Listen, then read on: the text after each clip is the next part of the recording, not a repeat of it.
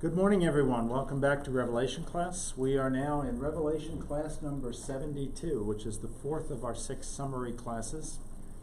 It's June 18th. Today we're going to be covering the midpoint of the tribulation and the second half of the tribulation. And that's basically chapters 10 through the middle of 19 in Revelation. And again, the theme that we're studying this 6-week period under is God's plan for man. Jesus said, I am the Alpha and the Omega. I am the beginning and the end. And he said that 4 times in Revelation. And what he's talking about there is he's the beginning and the end of God's plan for man. And we've been studying that plan all the way from Genesis 1:1 back in the first of these 6 classes. And now we're working our way through Revelation. And that's essentially the same story the Bible's telling. The Bible tells that same story as well, of God's relationship to man, God's plan for man, God's love for man. Just an administrative note, I will be gone. I'll be out of the country the next 2 Sundays, June 25th and July 2nd, and Pastor Dean is going to be teaching in here. Pastor Dean will be teaching on the Gospel of John, and I'm sure that's going to be wonderful, and those of you who haven't heard him, please come back next week for it. I will be back on July 9th to continue with Revelation, so that's just an administrative note for all of you. Hopefully you all have the notes that are over there. Tyler, did you get some notes by chance? I follow along. Okay, maybe somebody could pass them a note. Those of you that are watching at home or that are watching on YouTube, we do try to put the notes up online, and if you can get those there, that's great. If not, you can call the church and we'll send you some notes. So, we're in a 6-week summary class. As I said, it's about God's plan for man. And we started it all the way from the creation back in Genesis 1:1, and we've continued on through the creation of man, which is in Genesis 1:27. The making of man is in Genesis 1:26. The creation of man is in Genesis 1:27, where man gets his soul, his spirit, his neshama, which is the Hebrew word that's in the Bible for that. So that happens in Genesis 1:27. Then we followed it all through Abraham when God called the Jews and created the Jewish nation, and all through the Old Testament. And Adam, of course, fell in the Garden of Eden. And once Adam fell, God's relationship with man changed fundamentally, and it had to change back again for us to be able to be with him forever. And that happened when Jesus came to earth. And Jesus came to earth about 2,000 years ago. And he went up on the cross and died for us. And when he died for us, he brought us back into or gave us the capability to come back into a right relationship with God. And today we have that. And we hope everyone listening will use that relationship to be able to connect with Jesus and create that right relationship with God. So, Revelation is the last book of the Bible. It is the 66th book of the Bible. If Genesis was the beginning of the story of God's plan for man, Revelation is the end of it. So we're in that end stage. This is now mostly stuff that hasn't happened yet. We opened up by talking about the church age, which is where we are today. But then by chapter 4, we were into the rapture and into the first half of the tribulation. And I wanted to just cover a few more things from the first half of the tribulation, just as we get ready today to go into the midpoint and into the second half. During the first half, the Antichrist is consolidating power. He's consolidating power over the earth. He's starting major wars. Lots of people are dying. He's starting major corruption on the earth. He's starting major inflation on the earth. These are the first 4 seal judgments. The war is the first judgment. The first judgment is him seizing power. The second judgment is the war. The third judgment is inflation and corruption and famine. And then the fourth judgment is death. He's bringing a lot of death to the world. And by the time those and then he's also doing one other thing, and that is he is martyring people who believe. And that raises an interesting question. If the church disappeared at the rapture before the first half even began, then who's left that still believes in the world? Interesting question, right? There is probably a moment, an instant in time when there was no one on earth left who believed, and that would have been one moment, 1 second after the rapture, But pretty quickly, people began to believe again for various reasons. Say, a husband is laying in bed next to his wife who's been telling him, you need to convert to Christ. The rapture might come any day. And all of a sudden, poof, she's gone. He might be the first believer, maybe. He might say, all right, Lord, I believe. So believers probably started almost immediately after the rapture. But really, God has two very specific, those would be individuals, but God has two very specific plans in the first half for believers. First of all, he uses 144,000 Jews and uses them to, and trains them and raises them up to go out and convert the world. And they're magnificently successful. Most people think they will convert 1 billion or more people around the world during their period that they're there. And they're only there for the first 3.5 years.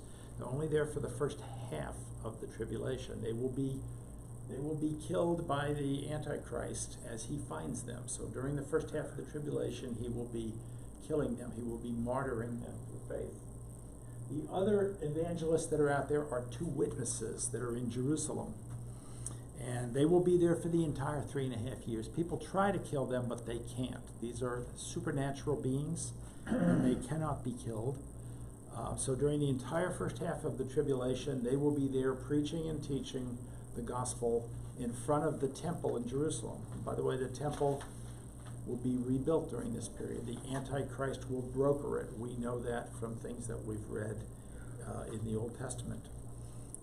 Daniel tells us that. We see hints on that in Joel. There are other places we see it. Even Jesus says that there will be an abomination of desolation at the midpoint of the tribulation in the temple. To do that, the temple's got to be there. So during the first half, billions of people are dying during these seal judgments. And we come to the end of those first 4 seal judgments, which is a description of what the Antichrist is doing. And all of a sudden, the 5th seal judgment shows martyrs under the altar. How did we get believers? How did they get martyred? Why are they under the altar? Well, I just explained how we get believers. There might be individuals who decide because of family members to be believers, but mostly we have 144,000 Jews and 2 witnesses converting hundreds of millions, maybe billions of people during that period. Many millions of them will be martyred by the Antichrist. We're going to talk as we go through that hopefully we make the decision for Christ before the rapture. If we make the decision for Christ before the rapture, poof, we disappear from the earth at that point. And we're gone, and we don't have any of this. Just like Jesus talked about Noah and he talked about Lot. Noah was taken off the earth. He was righteous. His family was taken off the earth before the flood came, just like the rapture. And Jesus also talked about Lot in terms of the rapture. Lot and his daughters were taken out of Sodom and Gomorrah just before the fire and brimstone came down on them. The same thing will happen at the time of the rapture. Jesus was clear about that. Paul's clear about that, and there are other places as well in the scriptures. So lots of martyring is going on as the Antichrist gets full power, which will happen during that first 3.5 years of the tribulation, the first half of the tribulation. He will be martyring people very, very quickly. Anybody who's a believer in Christ will be martyred very quickly during that period. So massive numbers of souls will be going to heaven. Now the 5th seal judgment says they are under the altar in heaven. The altar, by the way, is in front of God's throne. They're under the altar in spirit form, which means they haven't received their heavenly bodies yet. So the people who are raptured get their heavenly bodies at that time, the church, but the people who are martyred don't get their heavenly bodies yet. They will later on during the first half, but they don't get it yet. They actually get it later on during the trumpet judgments.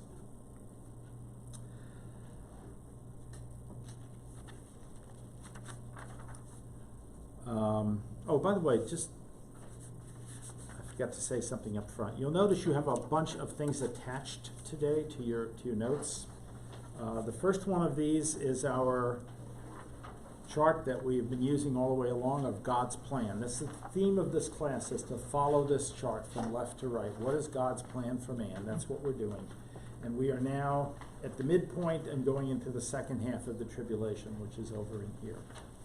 Now, as you flip that page over, you'll see the notes, and this comes from a gentleman by the name of Arnold Fruchtenbaum. I found him on the internet, or my beautiful wife found him on the internet. And he's got an understanding of what's happening during the first half at the seal and trumpet judgments.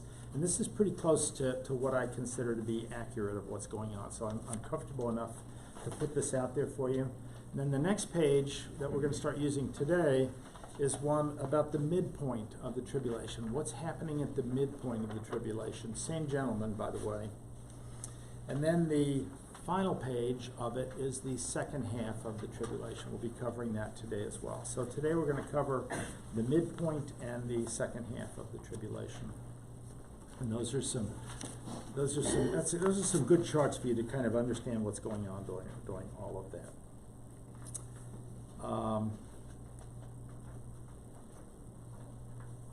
So after the fifth judgment, the fifth seal judgment, then God begins punishing the earth himself.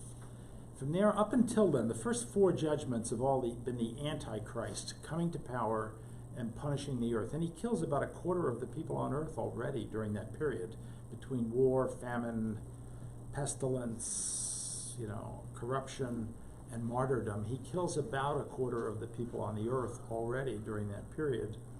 That's why there are so many people under the throne. But then as we get to the sixth seal judgment, God now is beginning to send judgments at the earth. God is hurling judgments at the earth. And during those last two judgments of the seal judgment and also the seven trumpet judgments that come up after it, this is God now sending judgments at the earth. And he's sending judgments at non-believers on the earth. So non-believers on the earth are being hit with all kinds of plagues, very similar to the plagues of ancient Egypt. The same kind of plagues that Pharaoh refused to believe back in ancient Egypt.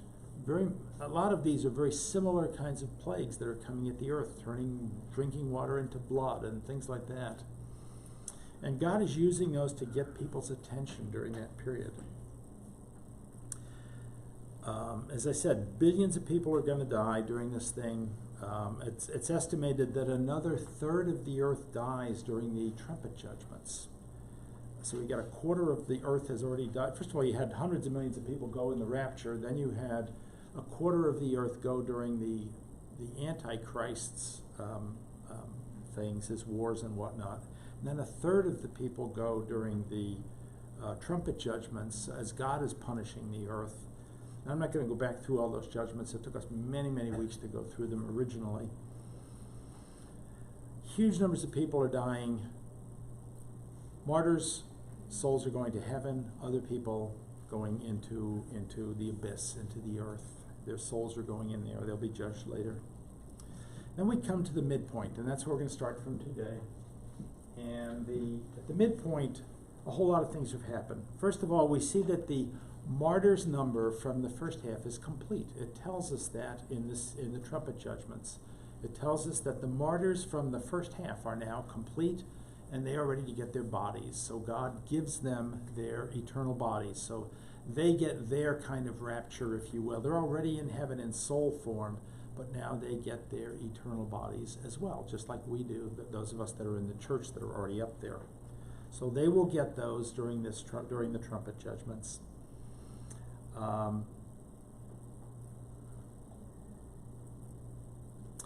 Let's move now into some things that are going on at the midpoint. We've talked about a few of them. We've talked about the fact that the numbers of martyrs will be complete.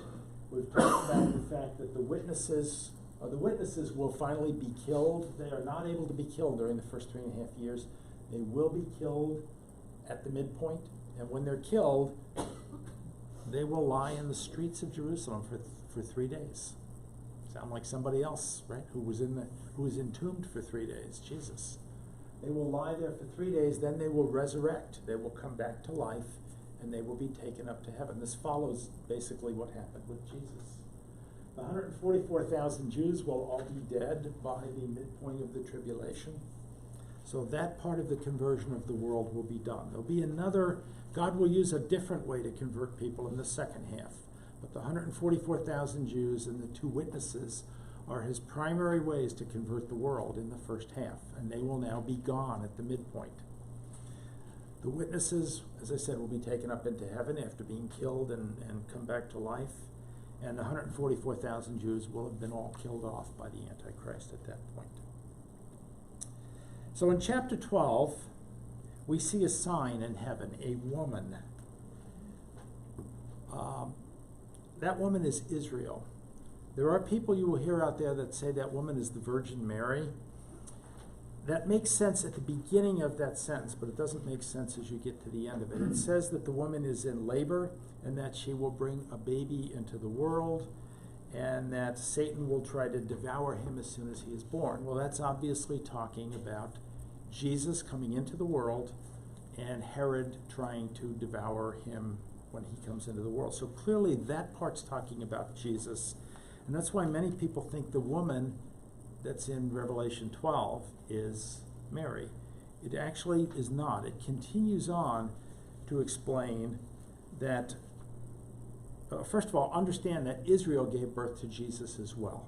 Mary was a Jew, so Israel also gave birth to Jesus. Not only Mary as an individual, but Israel as a nation gave birth to Jesus. That's why God called Israel way back when in Abraham's time, was to get Israel ready to give birth to the Messiah, to give birth to Jesus. So Israel also gives birth to Jesus. But it goes on to talk about the woman in that chapter, and it talks about how at the midpoint of the tribulation, the believers in Israel will flee out into the desert. Once they see, and I haven't talked about the abomination of desolation yet, but once they see that, the believers in Israel will realize that they have to get out. And these are people who have made the decision for Christ. When I say believers in Israel, I'm not talking about Jews that haven't chosen Christ yet. They will eventually too. But the believers who have chosen Christ will leave and go out into the desert, and they will go to a place in the desert, and they will be at a place that the Bible calls Bozrah, B-O-Z-R-A-H. You'll see that here someplace. Bozrah. And they will be there for the entire 3.5 years. And God will supernaturally protect the Jewish believers at Bozrah. People who are Jews but believe in Christ will be supernaturally protected for the entire 3.5 years of the second half of the tribulation. And they are the only people in the world that will be supernaturally protected. So my assumption is they'll get manna and quail and some of the things that we saw the Jews get in the desert back in their day. My assumption is God will provide all the water they need and all of that. But that's what chapter 12 is about. And continuing on in chapter 12, it gets into what's called the Great War in Heaven. And this is where Satan and his demons get into a war with Michael and his angels. Anybody want to guess who's going to win that war? Obviously, Michael's going to win. God is going to win.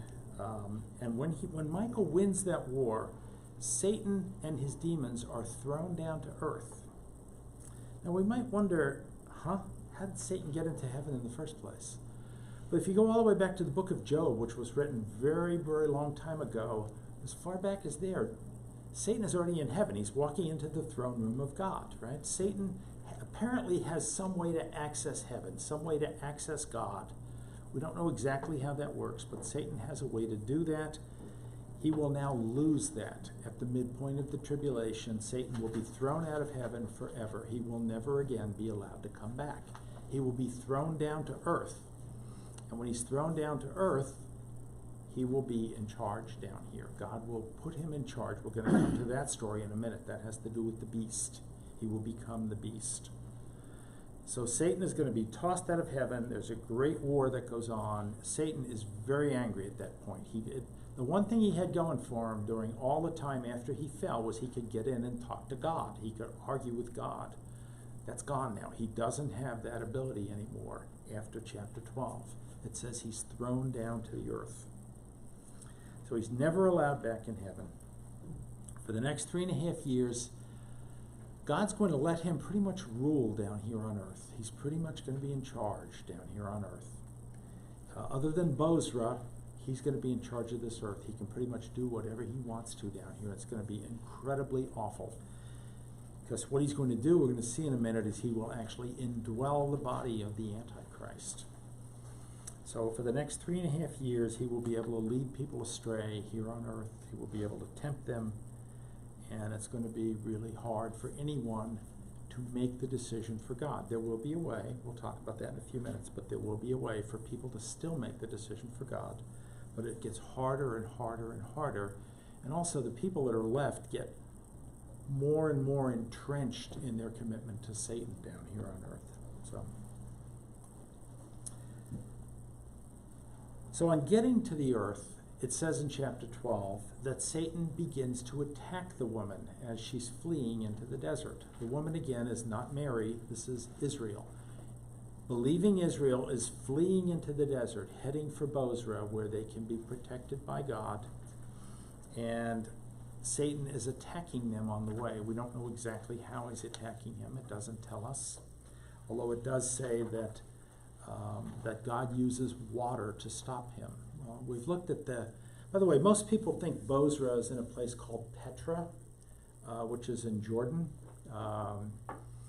Petra is an interesting box canyon, very, very difficult to get into. In my class, I actually showed you pictures of Petra and of the entrance ways, and very narrow entrance ways that barely one person can fit into to get into this canyon.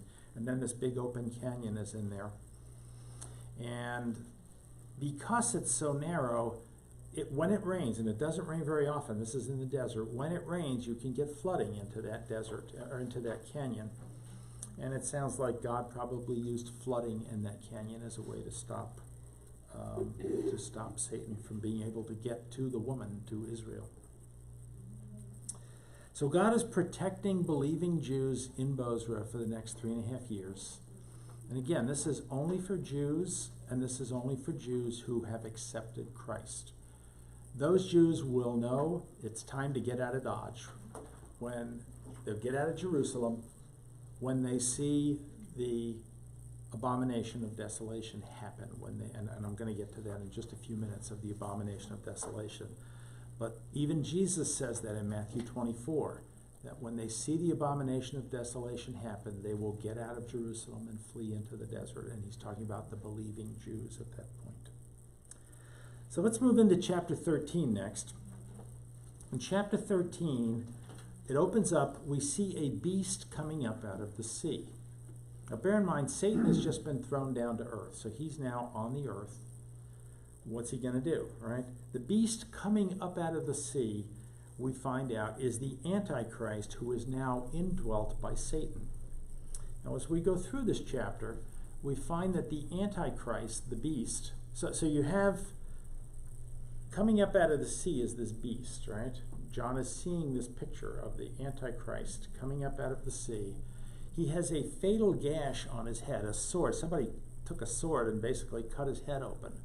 So he has a fatal gash. So apparently the Antichrist's body has been killed in here.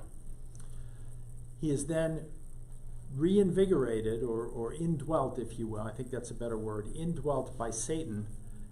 And at that point, Satan is now in him, and he rises up out of the sea. The sea is death. So he rises up out of death, and he is now no longer called the Antichrist, because the Antichrist is essentially dead at this point.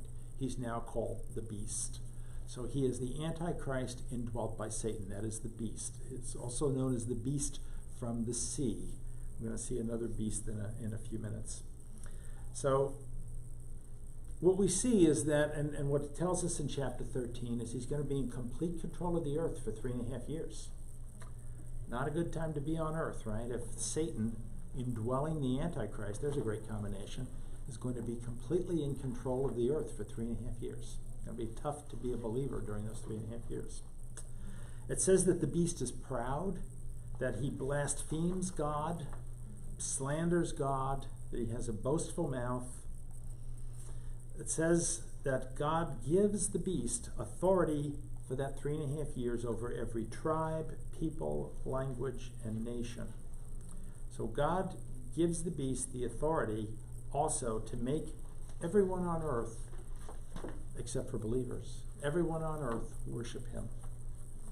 So the beast has the authority for from everyone on earth, or from God, for everyone on earth to worship him. So he's going to pretend to be God. Right? The beast is going to set himself up as God here on earth. And of those people that are left that aren't believers, they'll believe him. They will believe him. They will be committed to him as their God. And again, he has a fatal head wound that still shows on him. When you see him, I guess you'll be able to see where somebody hit him with a sword and cut part of his head off. So he's got a fatal head wound. And it's very clear in the Bible that that wound is fatal. So he died. The Antichrist died. He's now indwelt by Satan. In essence, this is Satan, but he kind of looks like the Antichrist with a big head wound. Okay, then continuing on in chapter 13, the next thing we come to is another beast comes up. This one is coming up out of the land. Remember, the first beast came up out of the sea. The sea is death. The sea is the abyss. It's death. This one is coming up out of the land, so this one is alive. So this is going to be somebody who is alive at that point, and he is going to become the right-hand man of the beast. He will be the person that will be helping him do everything.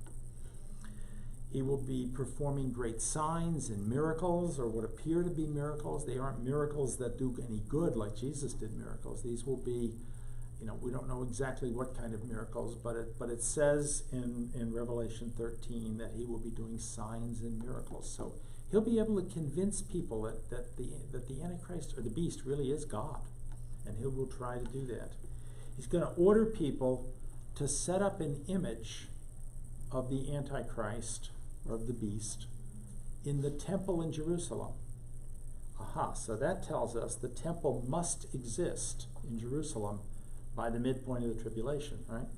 By the way, Daniel says that, Jesus himself says that. So we know the temple has to be back in existence in Jerusalem at the midpoint of the tribulation, because the beast is going to go up there and declare himself to be God. And this guy is going to set up an image of him in the temple up there so that people can come up and worship him when he's not there. And the second guy will be able to compel people to worship him as well. Now, Daniel refers to this as the abomination of desolation. That's from Daniel 9:27. Jesus in Matthew 24 also refers to it as the abomination of desolation. So we have, two great biblical books that tell us that this is going to happen. So the second person has the power to force people to worship the beast, to worship Satan in essence. Satan is the beast. So this guy sets up the image in Jerusalem in the temple.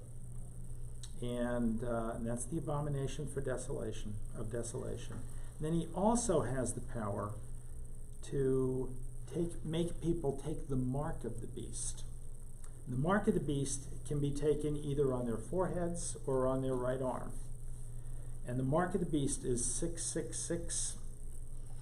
And basically what's going to happen is, unless you have 666 either on here or on here, you won't be able to buy or sell anything from there on in. So during the second half of the tribulation, if you are a believer and you don't take that mark, then you won't be able to buy anything. How are you going to get food? Where are you going to get anything from? Where are you going to get, food would be the big thing, but where are you going to get anything from during that second half of the tribulation? So people are going to have to figure out how to fend for themselves during that period, unless they're willing to take the mark of the beast.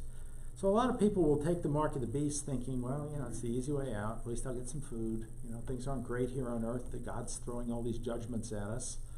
But at least I'll be able to get a little food this way. So there'll be people that will do that, but they're making a mistake. And God is going to take the food away pretty soon too. We'll see that as we continue on through the judgments. So let's move into chapter 14 next. Chapter 14, we're still at the midpoint in the tribulation.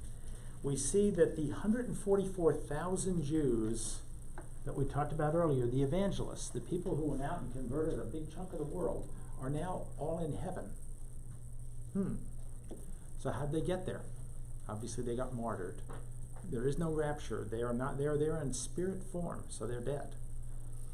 So again, they have not received their heavenly bodies yet. They are in spirit form. They're in heaven. That's what Revelation tells us, which means they are dead. And if they're dead, they didn't kill themselves. God's not going to kill them with any of these judgments. So they got martyred. They got there through martyrdom. So all 144,000 of them have been martyred at this point, and they are in heaven.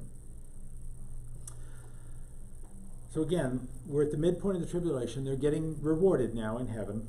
Soon they will get their bodies as well, but not quite yet. Also at the midpoint, so at this point, at the midpoint, all the witnesses from the first half, the evangelists from the first half are gone, right? The 144,000 Jews were martyred. The 2 witnesses were killed and then ascended back into heaven. So who's going to evangelize people during the second half of the tribulation? The answer is there are going to be 3 angels that are going to evangelize the world during the second half of the tribulation. Let's take a look at that. That is in chapter 14 as well. There are 3 angels that fly around the world. And presumably everybody can see them because they fly around saying the same 3 things everywhere in the world. So everybody in the world is going to hear the same 3 things from these 3 angels as they're flying around. And I don't know exactly what this is going to look like, but if everybody can see them, then that means that they're visible everywhere somehow. In other words, it will appear as though they're everywhere at once. Now, bear in mind as we're talking, the world's getting to be a smaller and smaller place, right? God already made a huge part of the world uninhabitable back in the first half. Billions of people are gone from the earth. There's probably not a lot of people left on the earth, and most of the ones who are left are getting more compacted into an area within a few 100-mile radius of Jerusalem. So that's happening during the same period as well, and in particular during the second half that's happening. So these 3 angels are flying around. The first angel is giving the same message to everybody. He says, "Fear God and give him glory, because the hour of his judgment has come." So God is judging the world now with judgments. "Worship him who made the heavens, the earth, the sea, and all the springs of water." So he's saying, fear God, his hour has come, worship him. That's the first angel's message to people around the world. And that will convert some number of people. We don't know who, how many, but that will convert some number of people. Most of those people who get converted will get almost immediately martyred. But that's the alternative. The alternative is to not get converted and be separated from God forever. The second angel, also flying around the world, says, "Fallen, fallen is Babylon the Great, which made all the nations drink the maddening wine of her adulteries." Now, Babylon the Great is a biblical term. Babylon is a term for evil in the Bible. It goes all the way back to the Tower of Babel, right? It was a term for evil, unbelieving parts of the world. So we're talking here about Gentile parts of the world. Remember, the Jews are in a different situation. We're talking about Gentile parts of the world that are rejecting God. That's what Babylon is in the Bible. That name goes all the way back to the Tower of Babel. So Babylon here is being used to talk about evil parts of the world that are rejecting God. And Babylon has fallen. So Babylon is being destroyed. God is in the process of destroying Babylon. During the second half, God will completely destroy all of those people. He will completely destroy that part of the world. So that's happening. So the angel is basically warning people, if you don't get to God, if you stick with this Babylon that's going on out here, this Antichrist, this beast, if you stick with him, you're going to be destroyed. Then the third angel is flying around also. He says, "If anyone worships the beast or his image and receives his mark on the forehead or on the hand, he too will drink of the wine of God's fury, which has been poured out full strength into the cup of his wrath. He will be tormented with burning sulfur in the presence of the holy angels and of the Lamb. And the smoke of their torment rises forever and ever. There is no rest day or night for those who worship the beast or his image, or for anyone who receives the mark of his name." So what that's saying is, folks don't take the beast's image. You know, the Antichrist's associate. Most people call him the false prophet. By the way, that's the term. It's never actually used in the Bible, but actually it is used once in the Bible. But most people call him the false prophet. That's the right-hand guy of the Antichrist, the guy who can do miracles and signs. So the false prophet is telling him, you've got to do this. If you want to, you've got to take the mark of the beast either on your arm or your forehead, and then everything's going to be great once you do that.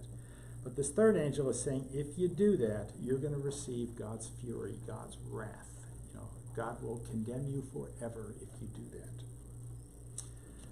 It'll be poured out full strength onto you. So what's coming in the second half of the tribulation is going to be poured out full strength on those people, the people who take the mark. They may think they're getting by, and for a few days or a few weeks they might, but it's not going to last very long. God is going to punish them severely. And what's worse, God will punish them forever afterwards as well. It says they will be tormented with burning sulfur in the presence of the holy angels and the Lamb. So after they're gone from the earth, they're going to get tormented eternally. And the smoke of their torment will rise forever and ever. Again, it's eternal. It's going on forever and ever. There will be no rest day or night for those who worship the image of the beast or for anyone who receives the mark of his name. So this is going to go on forever for the people who choose the beast during that period. Now, we're not quite done with chapter 14 yet. Chapter 14 finishes up with one more scene. God orders through two angels the harvesting of those still on earth. And that's what will happen during the rest of the second half now, or during the second half. And that's really the beginning of the second half, the harvesting of the people that are on earth. There's going to be one angel harvesting the good, and that's mostly through martyrdom, and another angel harvesting the evil, which will be through God's wrath, through all these judgments that are coming. In chapter 15, we transition from the midpoint into the second half. So we now are going into the second half of the tribulation. Bear in mind, there aren't a lot of people left on earth at this point. This is not a huge earth anymore. Most of the people are gone by this point through whatever of the various things we've talked about. First, we see a scene of those who didn't take the beast's mark or his number and have been martyred. So that's the people here who did not do what the three angels asked for, and they likely have been martyred. They are now in heaven also, again in spirit form. They are in heaven. They're singing the songs of Moses and the songs of the Lord. So they're singing the songs of Israel, the Jews, and the songs of Jesus, and they are in heaven. And as they're up there and John sees them there, John sees, remember the altar, or God's throne. We did this, we went through this picture in one of our early classes. God's throne in heaven, I guess I don't have any more board left here. God's throne in heaven is in front of an altar, and behind that altar is a tabernacle. And in that tabernacle, we know the Ark of the Covenant is in there, but there are other things that come out of that tabernacle as well. And at this point, the tabernacle doors open, at this point in chapter 15. The tabernacle doors open, and we see smoke in there, something that's rage, fire. God is raged at what's going on earth. And 7 angels come out of that fire, and they're each bearing a plague. So there's 7 angels bearing 7 plagues. These are the bowl judgments now that come out of that tabernacle, right in front of the throne of God. In chapter 16, we see that these 7 angels receive 7 bowls. Each one contains God's wrath, a different judgment that they're going to lay out on the earth. And God goes on through the first 5 bowls and pours more and more and more and more judgments up down against the earth on unbelievers only. Pours out judgment. And the first 5 bowl judgments make it almost impossible for unbelievers to live, especially the 3rd bowl judgment, which turns all of their drinking water into blood. If you're a non-believer and your drinking water, and all the drinking water on the planet that you can drink has just been turned into blood, how are you going to stay alive for very long, right? I don't know. Maybe they'll drink blood, but I don't know that blood's all that healthy. We have a doctor in the audience. I'm guessing drinking blood's probably not all that healthy. But they will be. I'm sorry. Unless you're a vampire. Unless you're a vampire, yes. I don't know if they really exist. Sorry to burst your bubble if you believe in vampires. They probably don't really exist. So it's going to be very hard for non-believers to stay alive as God is pouring these first 5 bowl judgments down on the earth. Most of them will die during that period. Most of the people left on the earth will die during that period. Then we come to the 6th bowl judgment. And the 6th bowl judgment is actually what is the very beginning of the great war of God, what some people call the Battle of Armageddon. It's the very beginning of it. In the 6th bowl judgment, it sounds kind of weird when you first hear it. God dries up the Euphrates River. It doesn't seem like much of a judgment compared to turning water into blood, right? God dries up the Euphrates River. And the reason he dries it up is so that the Antichrist, who's in Babylon, that's on the other side of the Euphrates River, can get his armies across. And also the other kings that are his subordinate guys around over there, you know, in Iran and wherever else they're at, can get their armies across the Euphrates River. So that tells us a couple of things. As God has been sending all these judgments, all these earthquakes and destroying things, there probably are no bridges left open right now. I mean, bridges are probably long since crashed down and fallen. So there's probably not a lot of infrastructure left in the world. So for these people to get across, and the rivers are blood, so how do these people even get across the river? So if God dries up the Euphrates River, now all of a sudden the Antichrist can move his armies out of Babylon and get ready to attack Jerusalem. And that's what he's going to do. He's going to move his armies out of Babylon, and he's going to get ready to come over and attack Jerusalem. And he's going to get other kings from that area to join him, and they're all going to meet in a place that's called the Plains of Jezreel. That's the real name of it. But in the main city on the Plains of Jezreel is a city called Megiddo, and in Greek it's called Armageddon, or Harmageddon actually with an H. Harmageddon, we translate it as Armageddon. So they're going to meet, all these armies are all going to get together, and the Antichrist is going to be bringing them across the river. They're going to meet at Armageddon on the Plains of Jezreel. This is in northern Israel, by the way. Deb and I have been there. It's interesting, Mount Carmel is right behind it. It's a giant mountain right behind it. That Mount Carmel is where Elijah defeated the prophets of Baal. And when you look down from Mount Carmel on the Plains of Jezreel, the thing that strikes you is the biggest Israeli Air Force base in the country takes up a big chunk of it. It's a big flat valley, and it's obviously strategically very important. During Roman times, the Roman armies came in through the valley of Jezreel. The city of Megiddo is the most conquered city in history because it's the main route to get from over in Asia to get to Africa, is to come through the valley of Jezreel. So this is where the Antichrist is going to set up camp. He's going to bring his people in and get them all together in the valley of Jezreel at Armageddon. And so what happens now, think about this, the beast has just pulled all of his armies out of Babylon, out of his capital. The next thing that's going to happen, we see, is that other kings to the north of him are going to come down and plunder Babylon because there's no army there to protect it. They're going to kill all the people, and they're going to take all the loot, all the booty out of town. They're going to plunder the town and destroy it. Well, not destroy it. They're going to take everything, going to destroy the people and take everything out of the town. There's no army there to protect it anymore. As that is happening, as they're leaving, they will see God come in and do the 7th bowl judgment. And the 7th bowl judgment is the greatest earthquake in history. It will flatten everything on the planet, other than Israel, other than Jerusalem. Every other place on the planet, every city on the planet will be completely flattened. Every island will disappear.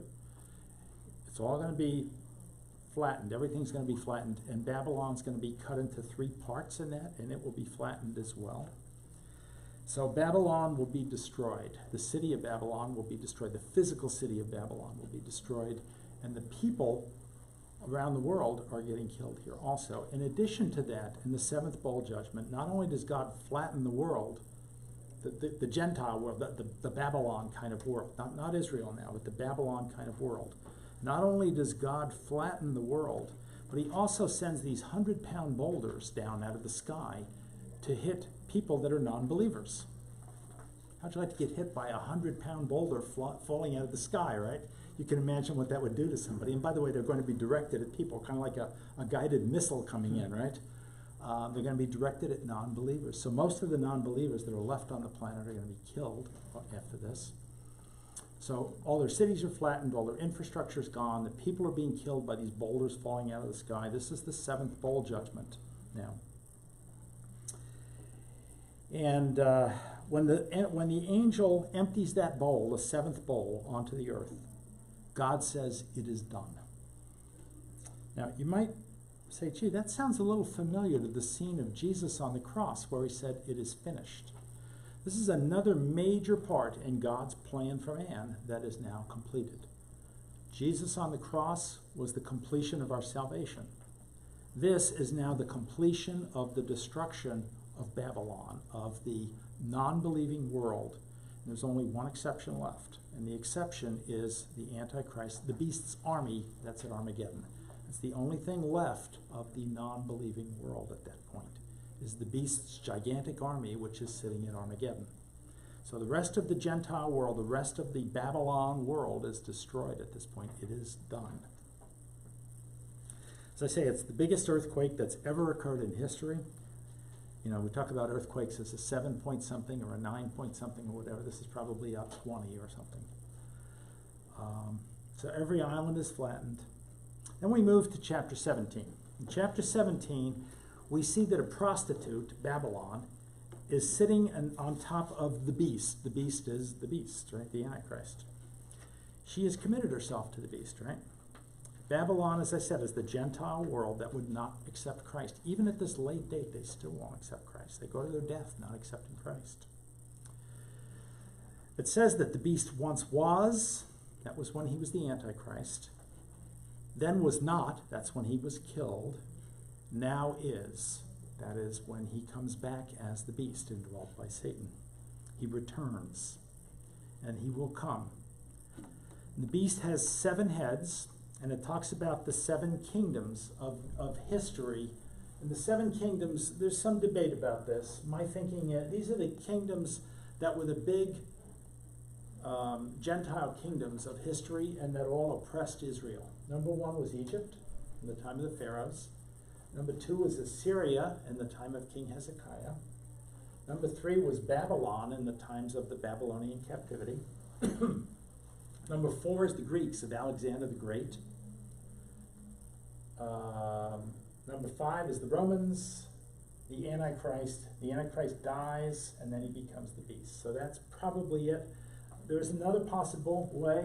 There are some people who think maybe Assyria doesn't belong in here, and that maybe Persia does belong in here. I've seen it both ways. I don't know. It's not clear in Revelation which way it is, but it's one of those are the 7 different kingdoms. And then, as I say, when he dies, the 8th one becomes the beast. So those are the kingdoms of history that are talked about in here that oppressed Israel during her time. God, by the way, has destroyed every one of those kingdoms and will destroy the ones that are yet to come. Okay, so chapter 18, Babylon is completely fallen now. It's been destroyed. In one day it all happened. The assault by the kings of the north, followed by the great earthquake and the 100-pound boulders, it all happened on the same day as what the Bible tells us. And it's over. And the sinners of the world, what few sinners are left, miss Babylon greatly. They mourn for Babylon that she's gone now. Chapter 19, verses 1 through 10, the good guys in heaven aren't mourning the destruction of Babylon. They are in a great celebration up there. In heaven, there is great celebration. Babylon finally is gone.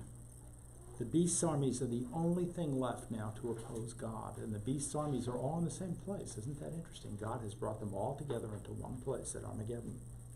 So the beast's armies are all in the same place. Remember, the number of people on earth that are opposed to God at this point are very small. I don't know what the number is. The Bible doesn't tell us. But it's clear that there aren't a lot of additional people left on earth, especially after the 7th bowl judgment where they're getting hit by 100-pound boulders. There aren't a lot of people on earth that still oppose God other than this army that's sitting at Armageddon.